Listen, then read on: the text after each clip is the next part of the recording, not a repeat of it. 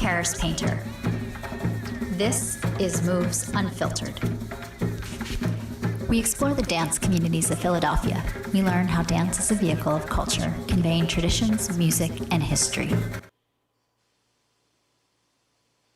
I'm Karis Painter. This is Moves Unfiltered. Welcome, everyone. It's great to have you back again, and I'm happy that we have Sarah Yonan on again, who is a coach and therapist. Welcome, Sarah. Hi, Karis. It's nice to be here. Yay. And today we are talking about community. So I'm going to pass it over to you because I know you have a lot to say about this topic. Yes, I do. So community is a bit of an elusive word. I'm sure we're always trying to figure out exactly what community is. We can really define it in a lot of different ways, but according to the dictionary, if you look it up, it's a group of people living in the same place or having a particular characteristic in common. Also, it can be defined as a feeling of fellowship with others as a result of sharing common attitudes, interests, and goals. When we talk about community today, we'll mostly be talking about the latter. That sense of belonging, connectedness that was referred to. Yet for me, after years of being interested in this concept of community, studying it, teaching it, and generally trying to find it, it is a pretty complex topic. What is community to me? It is something humans know that we want to engage in, yet we often find ourselves on the outside of. And I find that particularly in the US. We seem to grasp an understanding of our need for community, but a lot of times it's difficult to achieve a sense of community, and it can be much more complex journey than we realize. The difficulty really seems to lie in a clash between our desire for community and our desire for independence. This is what I've noticed over the years, which can place us in quite a predicament as to how to balance the two. So on today's show, we'll really be exploring the desire for community and how lifestyles can sometimes get in the way of that. Lots to unpack there. I'm excited to hear your thoughts. I guess we'll kick it off with, I'm curious your thoughts of what community looks like in different stages, from kids to youth to sports teams, church groups, and what exactly can this look like, and does it look like? So it's a great question. I think I'll actually start with a few years back. My background, I'm a licensed clinical social worker, and I taught a course on groups.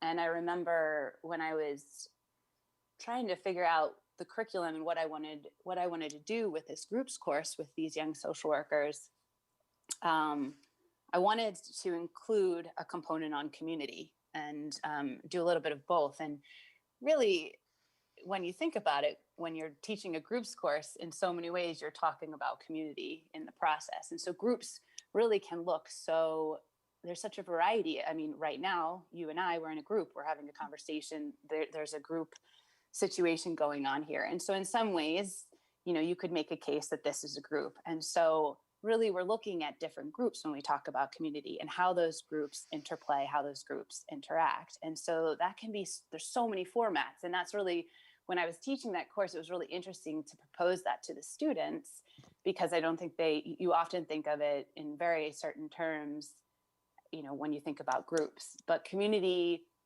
is a different concept in that it's what brings these people together. And so connecting groups and community and trying to understand the difference and understanding the interplay is really important. And of course, just like you said, there are, oftentimes church groups, sports teams, you see groups kind of forming in school settings, within neighborhoods, community initiatives. It really can look so many different ways. Even, within, you and I are both involved in dance communities. So those are groups as well. Those are communities that we're getting to know each other and finding common ground. But I think finding common ground is often what you're doing when you're trying to enter a group community setting. And I guess when we talk about there's this interplay between community and interdependence, I know this is a big question, but what are we looking for? Or what do we get out of that? So many things, right? I almost want to think about what are the most important ones. But what comes to mind for me is that belongingness, a feeling of connectedness, Mm. support, togetherness, understanding. Um, Definitely, I would say safety and acceptance. I think oftentimes, I mean, just like we talk about, we can get involved in positive community settings, but there's community settings that are not so positive, right? And so one of the reasons why I've done a lot of work with at-risk youth, and working with at-risk youth, you can see how they are searching for that acceptance, that belonging, and often can kind of get connected into the wrong group settings, the wrong community settings. Um, and so, but what they're in essence looking for is a place to belong, a place to feel connected and to feel like they're part of something. And I think we're all looking for that. And as our community seems to start to isolate itself and scatter, it's becoming more and more difficult to find that. And so sometimes we look for it in maybe not the best places, and sometimes, or it's just difficult to find in general. The United States was built on this concept of community years ago, and now I think we've gotten further and further away from it. And there's been different moments in time where people are trying to reconnect with community, and so initiatives have been started in different places. Especially, you see this within city settings, community initiatives to try to rebuild community, because we've really gotten so far apart from each other. Hmm. It's so true. One thing I love about the Philly area, we were talking about this earlier in the week, is this idea of block captains, that people often talk about what 100 block they live on or grew up on, because Mm, there are these individuals who are responsible just for an individual street block, and that says so much about the communities within a city like Philadelphia. sure, sure. And it's really natural. You see, I mean, for me, I was going to university. Um, I guess that would graduated in 2000. So when I was in university, and I was like going going to these, I had a community development course I was involved in, and I was like visiting different communities, and you could see that there was a reawakening of people trying to get community organization going in the cities. And so people were, whereas people had left to go out to the suburbs, people were coming back into the cities to try to to try Mm. to allow these things to blossom, to allow these communities to blossom within the city. And so you saw this initiative for that shift to occur.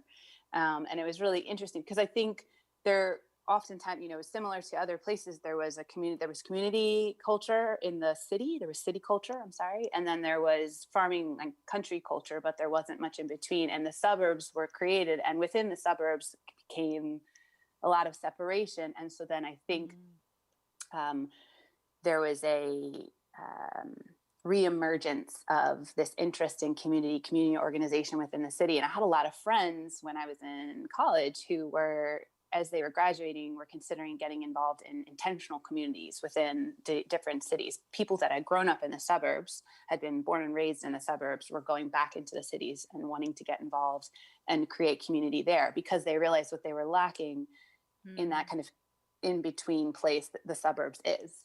Mm. So true that it's almost much harder and less organic, especially around a car culture that is so dominant, really outside the northeast of the United States. That the natural movement of people using public transportation, walking, biking, gives people a closer connectedness to their neighborhood because they don't have a car, they can't travel as far, Mm-hmm. but also the people that you meet on the bus and the way that you interact with people on public transportation is so different.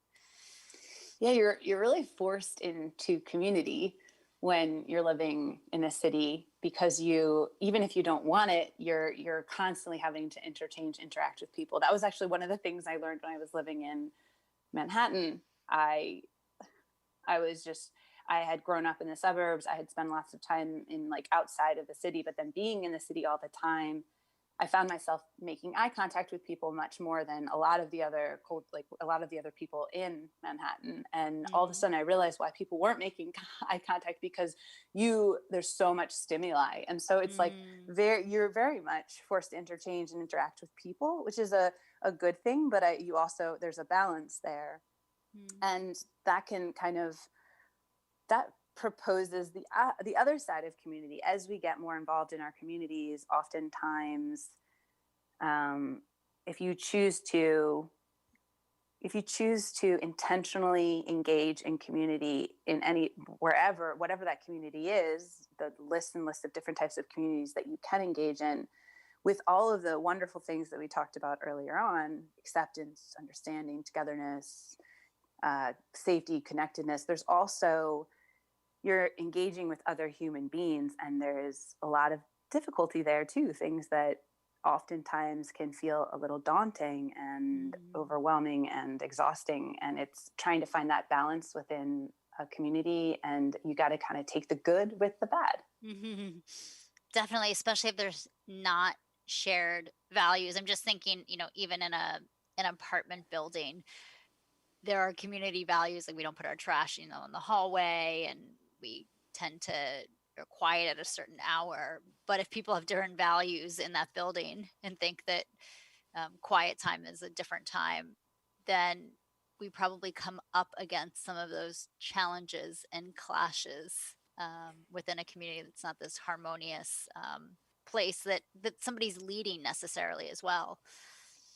Yeah, absolutely. Mm-hmm. Absolutely. There's all sorts of things that get in the way. And I think that's one of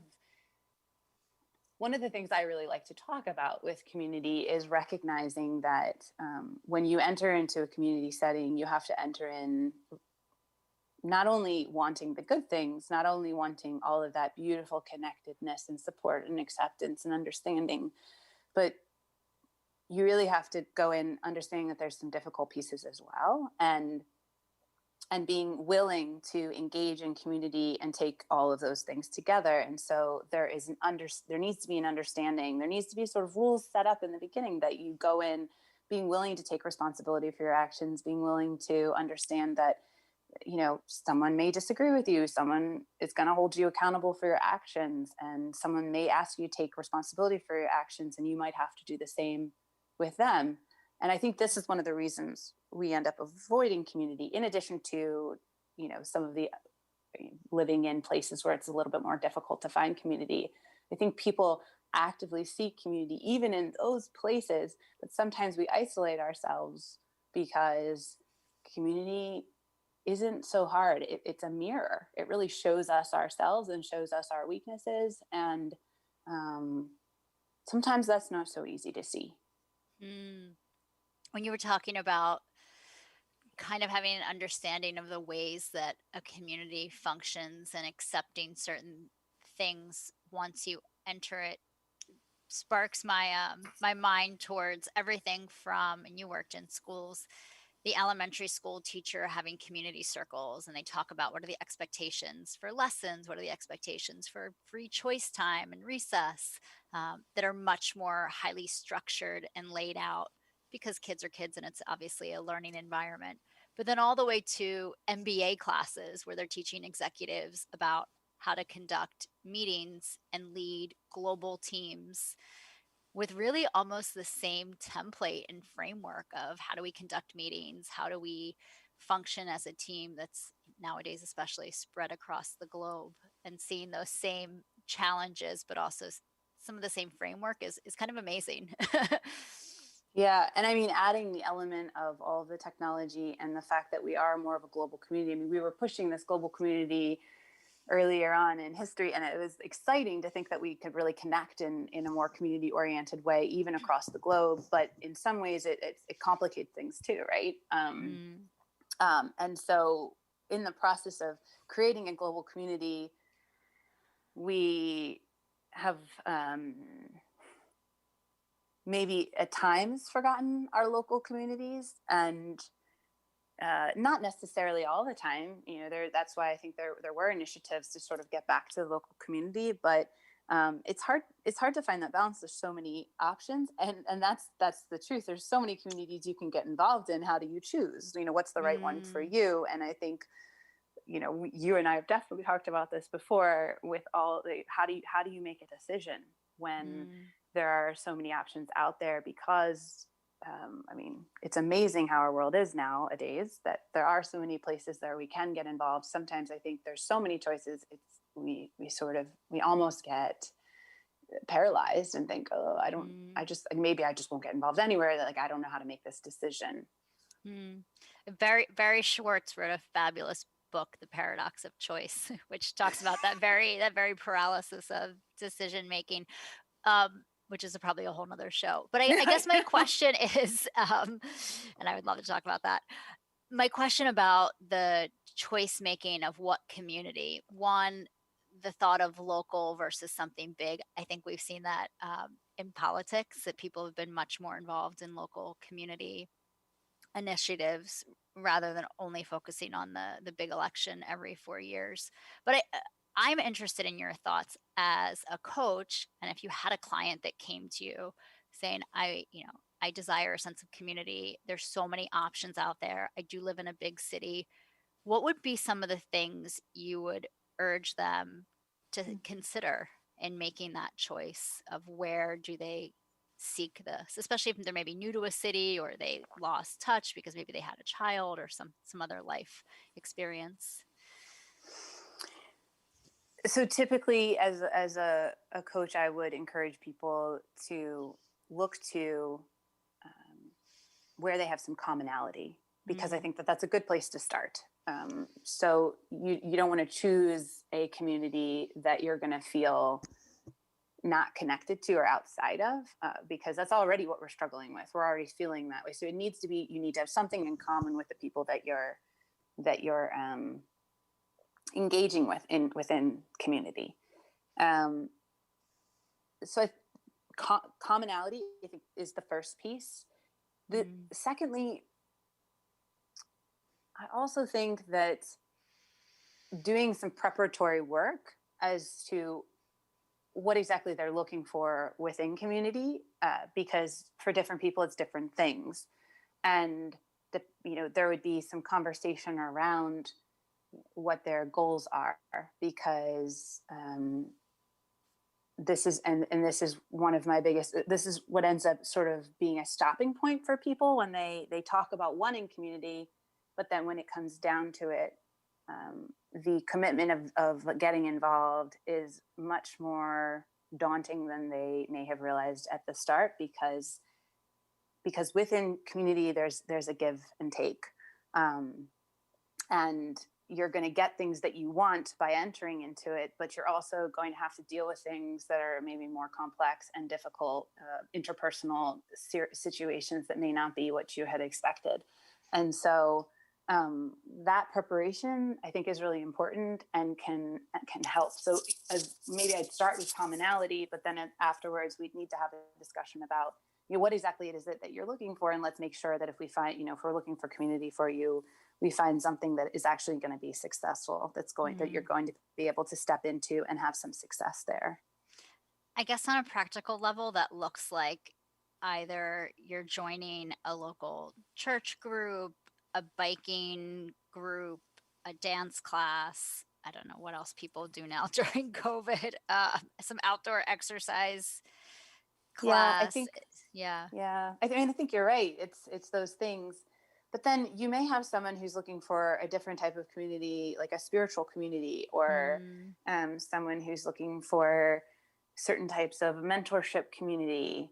And then those, I mean, right now, most of those things are online. Those things are Mm. mostly, and that's actually something that I've had to make huge adjustments for as I've started my own little business pursuit, is recognizing that I am a dinosaur when it comes to, when I think of community, I think of in person. It's just always been that way for me. It's very hard for me to think of community in terms of like doing it through technology. And so when I started doing online therapy a few years ago, that was, I was very opposed to it and didn't want to engage in that. And I thought, I'm not going to do that. I'm not going to like this. This is going to be terrible.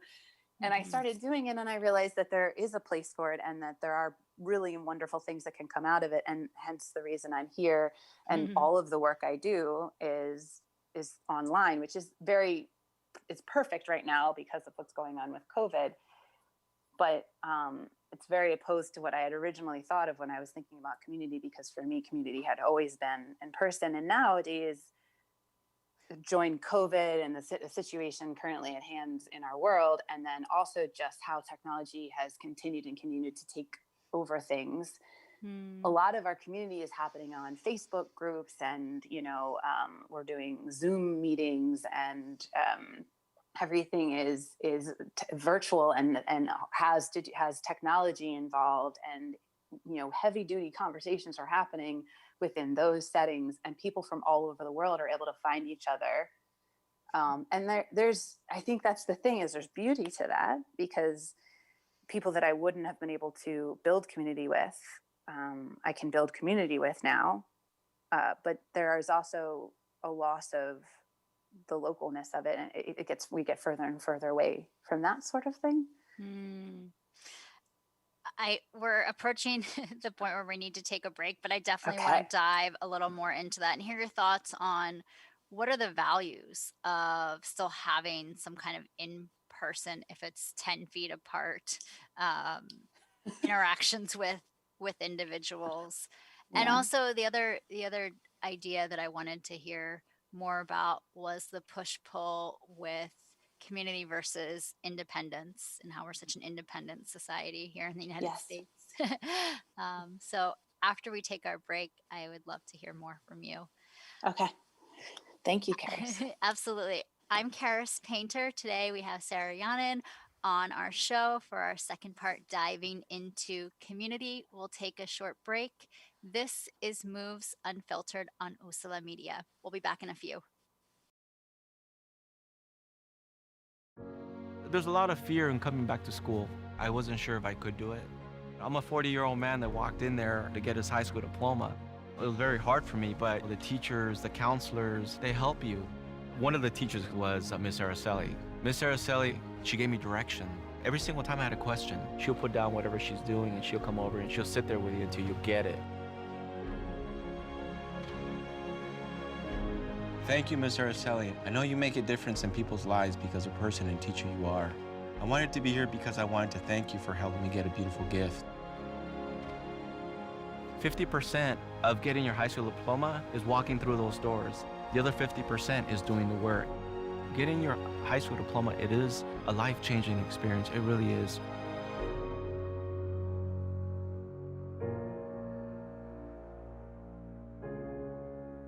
Find free adult education classes near you at finishyourdiploma.org. I'm Karis Painter. This is Moves Unfiltered on Usala Media. Today I'm joined by Sarah Yonan, who is a coach and therapist, and we're talking about community, which is a subject that we are both very passionate about and is extremely relevant during this pandemic. Welcome back. Hey, Karis. So we left off with the question of the value of still having some sort of face-to-face, whether that is on a Zoom or actually in person, socially distanced. Is there value to those meetings? I would say yes. I would say yes, especially right now as we are faced with this predicament of needing to keep a distance, but also wanting to stay relatively connected. I think, obviously the thing that is difficult, and this is particularly difficult for me, and I would assume you might feel the same, but there's the lack of ability to have physical touch within that relationship, or in those within connection, is something that's really sad for me. The fact that I care about those. I care about people, and when I'm in a community of people, it would be very natural for me to put my arm around someone if they're having a hard time, or have some sort of physical touch that would help them to understand that I'm there with them. And you can't do that right now. And so that I think is a sad piece that we can't have. And I understand why, but I also think that it's great that we have these Zoom calls and we have all of these ways to meet up online. It's wonderful. I think I was more opposed to it in the beginning of the pandemic, but as time rolls on, I realize, well, this is the way it is right now. And so just trying to readjust my perspective, but I do long for, and I think most people do, times when we can meet more in person again, and people aren't so fearful of having that connectedness in that way. But there's a place for it right now, I would say. Definitely. And obviously, we know that cases are surging, and having in-person contact is heavily frowned upon, if not not allowed. But also the idea of reading the facial expressions, the nonverbal language, are all points that we get so much more information. We now try to get information from emojis, which are not obviously naturally created by ourselves. And everyone has different kind of ways of moving their body and reacting to things. And I think that still has value. Absolutely. Actually, a good story, or an interesting story, not necessarily a good story, is I have a lot of friends who still work in the school systems. And so they are struggling significantly as they're trying to maneuver and navigate this situation. And, lots of the staff are concerned about returning and not returning. And lots of the students are struggling with lacking that social interaction. So there's a lot of struggle going on within that arena. But I remember at the beginning of the school year, one of my friends who works in an alternative school setting, with kids who oftentimes have a very difficult time understanding facial and body language, and who need extra cues in those arenas. They were discussing making sure that the masks that everybody were wearing, all of the staff were wearing, were clear, so that they could try, and the difficulty around that, and making sure it met the standards, but at the same time, so it was protecting people, but at the same time allowing these kids to be able to see these cues that they weren't getting to see. It's just the things you don't think about, the things that you have to start thinking about when you're dealing. Everything's so new for us right now as we're navigating all of this. That's so true. It's so true for individuals who struggle with reading nonverbal language, specifically individuals on the autism spectrum, that they need that. That's something that they're working towards. And without those, they sometimes feel more isolated than they already are. Yeah. And during this time,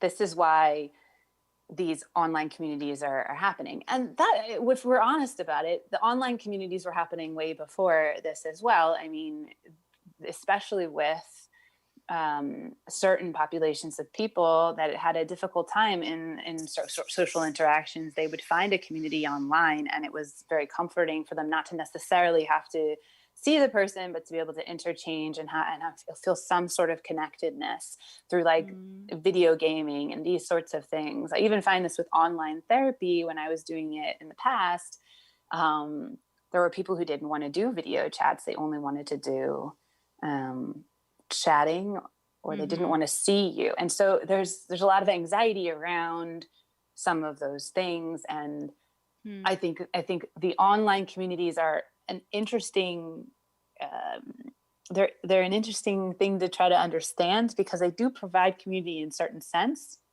of the word, but not in the sense that I traditionally think of community, where we're engaging in real time, in person. And so that's that we could talk about that for a while, right? Absolutely. So I guess we'll pivot to the push and pull with being such an independent society. And maybe the pandemic only exacerbates that, because now, rather than going to gyms, we have a lot of people that are working out at home, rather than going to cafes and reading books and interacting with people naturally. We're in our homes doing that kind of work. So I'm curious your thoughts on how I don't even know how to throw this out to you, that that balance, or that space where we're still really independent beings, but we can also be a part of communities. How do these things clash? Yes, it is a very big question. And there's no simple answer. So we'll be exploring it together more than anything else. Especially, I mean, I can only really speak to my experience being in the U.S. and growing up in the U.S. There's definitely other perspectives on this, but I think we find here that there's been this concept. We learn about it in school, of rugged individualism, right? And wanting to kind of like make our way on our own, showing everyone that we can do this alone. And for lots of different reasons, that has become more and more complicated with our economic scenario. And as things become more expensive and the situation, the way that our world has evolved over time, it's difficult to become independent. So we find that as a struggle. But we want to be independent. We want to show people that we can kind of do this on our own. But at the same time, we also really crave connectedness. And there's where the community comes in. And I think earlier in the show, we talked a little bit about how these things clash oftentimes because they're very different what we're looking for within them. Within independence, we're looking for a sense of freedom and like being able to exert our ability to do this on our own, the independence of it. But then on the other side, with the community, we want to be able to be with other people at the same time. And so these are diametrically opposite things. They feel diametrically opposite at least. And people oftentimes like shy away from the community aspect because there's, like I said, there might be people who are disagreeing about certain things that people will hold them accountable, and they don't necessarily want that. They want to be able to do their own thing. They want the freedom of the independence of being on their own, but yet they recognize that somewhere deep inside of them, there's this desire for connectedness and community. And so it's really hard to blend those two things. And I think our culture in the United States has lit this fire of, okay, you got to go do it on your own. You can't be supported by the community. That shows you to be a weaker person if you are supported by the community. Wendell Berry is an author who I really, really enjoy. Some people have heard of him, some people haven't. He's a novelist, poet, an essayist. He writes a lot about community and agriculture.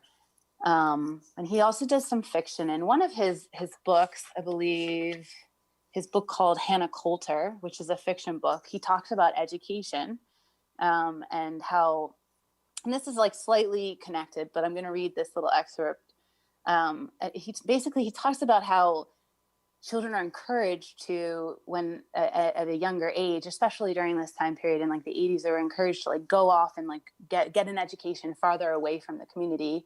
And so there was this push to like leave the home all of the time. Like you leave the home, there's a better life out there for you. Go and get your education and move out of the community and move into like independence. This rugged individualism was encouraged. And that's wonderful, but then oftentimes they wouldn't come back to the community and give back to the community, or there was almost like a weakness involved, or a weakness proposed if they depended on the community too much. They had to do it on their own. And it was really, it's an interesting little excerpt that I just wanted to read. The big idea of education from first to last is the idea of a better place, not a better place where you are because you want it to be better and have been to school and learned to make it better, but a better place somewhere else. In order to move up, you have to go to move out, to move on. I didn't see this at first, and for a while after, I knew I know it. I pretended I didn't want it to be true. And basically, in this particular moment when she's talking about this, like I said, it's a fiction piece. She's speaking as a mother and talking about how she encouraged her children to leave, but then they leave this beautiful place where there's beautiful community to go off and do this rugged individualism thing. And then she never sees them again. And we've lost that within our culture. We've lost the coming back home, the coming back to community. And this clash has been going on for an extended period of time. And I think we're really seeing the effects of it now more and more, because you see that our youth is being encouraged to go off and do these things, which is great. There's nothing wrong with that. But at the same time, they don't feel the comfort to come back, or they feel like there's a weakness in coming back home or coming back to community. It's so interesting that idea that you brought up in the 80s of being pushed out and to then have an independent life is actually contrary to what, say, the Amish do, or even the Mormons when they're on their 2 years of fellowship. Because the Amish are, they let them do it with the understanding that they've been raised in this community, that they can then make the choice on their own to say, I actually want to come back to the community, which I believe, my understanding is the majority of them do.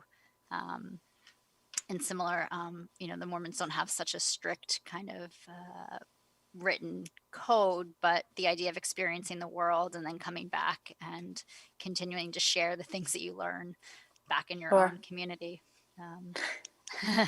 Yeah, it's interesting, isn't it? I mean, and I think like the Amish, I do think you're right. Like statistically, more often they want to come back and be part of the community, because and I think that's there are definitely things that they miss out on by not being part of the community.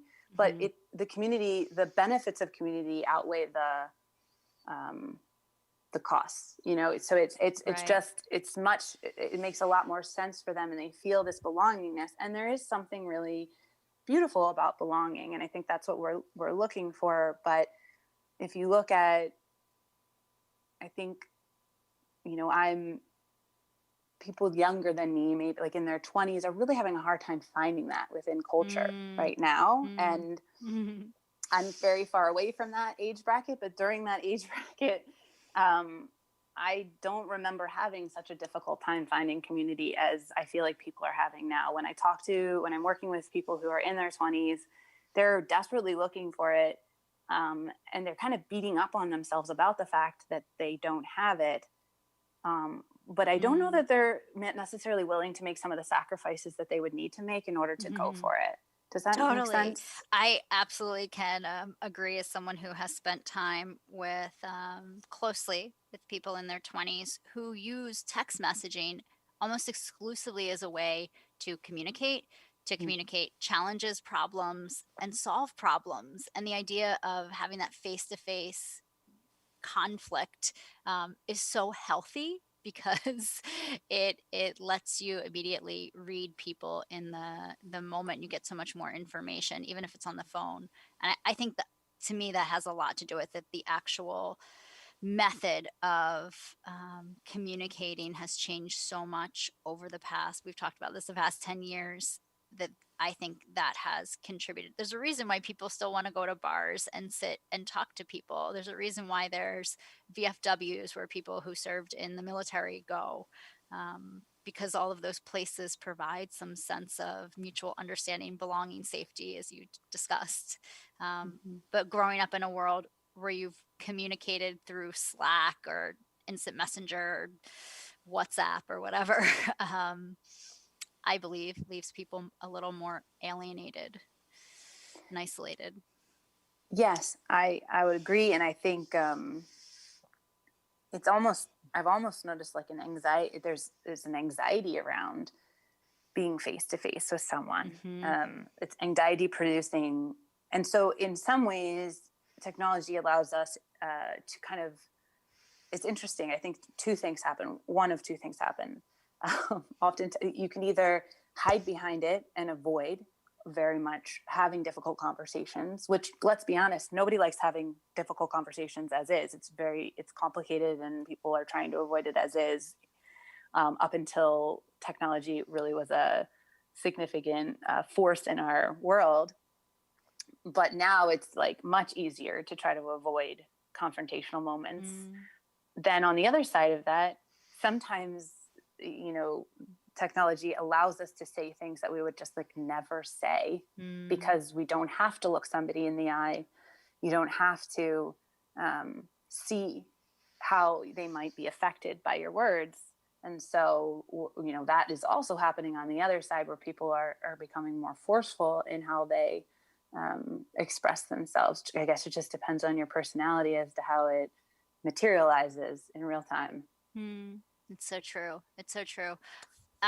You were talking about the kind of shared values that are necessary within a community, that when we're so independent or think in an independent mindset, that we shy away from it. I'm thinking even during the pandemic, when things started to open, when gyms opened, dance classes, restaurants, that there was this understanding that if, in order for this small business to continue, this gym, and I walked past one last night, everybody's wearing a mask. And so in order for everyone in there to enjoy their activity and for that business owner to continue their livelihood, we all need to abide by these regulations.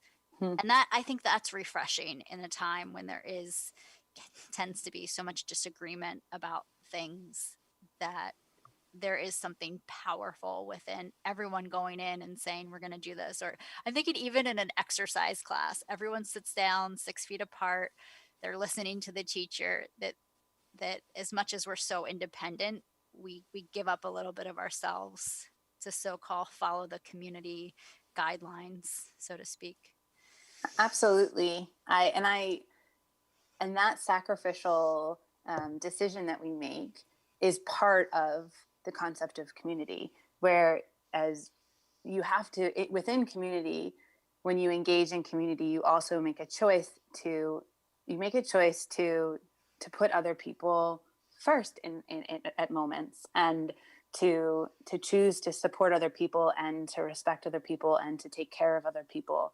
And so that means automatically that you're going to have to not always be looking out for number one. And this is something where, this might be a strong statement, but I think human beings, oftentimes it's very easy for us to be incredibly selfish. And so that's just something we do a lot of the time. We think a lot about what our needs are and how we feel, and we sometimes have a hard time seeing outside of our own situation. And community is a reflection of ourselves, and it's a place where we have to actively be focused on other people. One of the things when I'm working with people who are struggling with depression or anxiety, and they're very in their heads and lots of cyclical thinking happening, I will encourage them to go and do something for someone else. And I think because when you go and you actively do something for someone else, it takes you outside of yourself, and it reminds you of how important connecting with other people is. And I think that gets to the heart of community, where we feel good when we do things for other people. We feel good about that. And sometimes the hardest step with getting involved in a community is getting the first step of just deciding to do it. Then once we've decided to do it, it's a lot easier to engage, because I think you can easily see the benefits and the difficulties, but you can more see the benefits. That's so beautiful. And it is so true that you talked about belonging, safety, connectedness, but also the empathy that being part of a community can bring, and also the understanding of other people's lives. You know this by working in a school where there's exposure to so many different lifestyles, individuals, people's families, that it's hard not to develop a deep sense of empathy when working with such diverse individuals. Mm-hmm. That's a very true statement. Mm. Yeah, you have to, the more people you interact with, the more the wider your span of understanding is, that there's such a variety of people. And that's what makes diversity makes it really beautiful. But our differences also tend to divide us sometimes. So there's just these, it's complicated. But I think that's, community in some ways is so complicated, but in some ways it's really just so simple. I mean, at the end of the day, it's connecting. It's wanting to connect. It's wanting to be part of something. And and with all of our push for independence, and especially within the American culture, this push for independence, trying to come back to the concept of community, I've seen waves of it happen over the years, and it'll be interesting to see what happens when COVID especially, I mean, right now we don't have a vaccine, but when things start to maybe shift, and we can start entering back into those spheres that we're not able to really enter into right now, what will happen? How will community evolve? And will there be a greater push for community since we've had to be so isolated? And will we maybe recognize that this independence that we've been pushing ourselves to show ourselves something, which I'm not really sure what that is sometimes, maybe we'll actually come back to community in a really totally different way, that like the collective will come together in a new way, because we've seen this isolated part of not being able to be involved, like in community. It's so true. It'll be so interesting.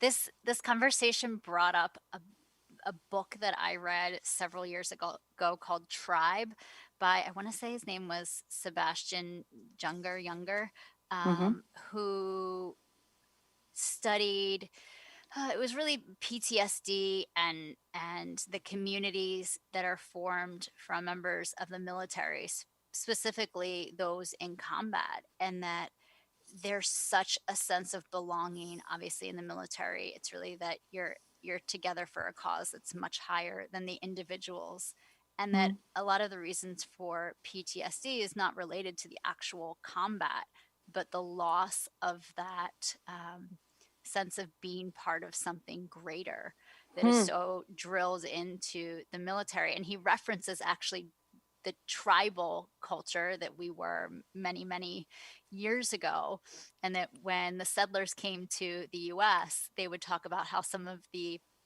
settlers, like the colonizers, would look to the Native American communities and say they're so amazed at the connectedness that they have. And the Native Americans would look at the colonists like, we don't want anything to do with your lifestyle, obviously for many reasons. But this book was really a really well written book that brings up many issues of the quest for meaning and peace and the connectedness that is often not felt in such a divided world. Tribe. So, yeah, sounds interesting. I'll have to take a look at that. It makes me think. I'm at, like, I think I mentioned to you a couple weeks ago when we were starting to talk about doing these two shows together, that I've been trying to develop and working on a group that can try to bring people together during this time. And that group, I'm actually calling it Alone Together, which is actually based off of a song, a jazz song by Chet Baker called Alone Together.